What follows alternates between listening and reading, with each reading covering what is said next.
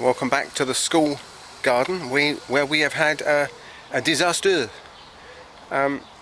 These are the pumpkin plants that we planted just a couple of weeks ago.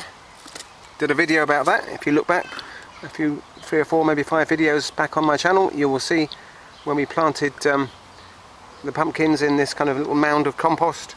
They were looking a lot better than that. I came down here a few days ago and something had started to chomp on them, and I've come in today and, well, you can see it's been completely ravaged. And I've asked around to see whether anyone knows who could have done this. I've asked the squirrel and the pigeon, and there's actually a pigeon flitting around in that tree. There he is over there. Anyway, whatever it is that's caused this damage, I thought it might have been slugs, because slugs are prone to eating them, but no, this was a much larger, it wasn't the kind of the damage that you'd see from slugs. This was something with teeth, and big teeth at that. There is a little bit of good news, 2 bits of good news, just around here. The other pumpkins we put in the compost heap, they seem to be doing okay, although look, something has chomped the end of that as well, and I can see some damage around here. So I'm going to put some protection. I'm going to get some twigs. If it is the pigeon, we'll see if we can make a kind of a wigwam of twigs around these pumpkins that are left to protect them. If it's something a bit more clever, like a rat or a squirrel, I don't think the twigs will stop them. He's still up there in that tree, that pigeon. I've got my eye on you, matey. Yeah. I'm normally very concerned about wildlife and want to do my best to support them, but scoffing my pumpkins is taking things a bit too far. Yeah, watch it, mate. So let's get some twigs. The other bit of good news is that we I see you.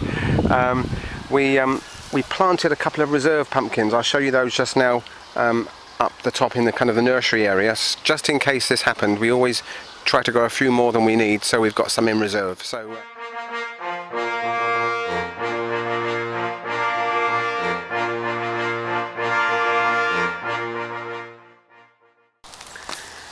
There you go. Not very scientific, but it may provide enough of a barrier to make life difficult for the pigeon.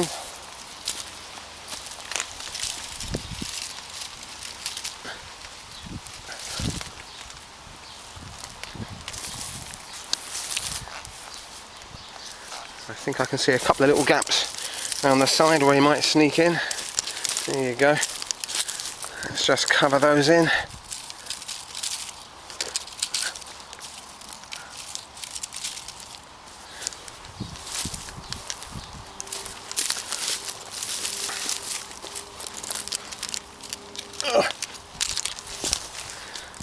Okay, well there we are.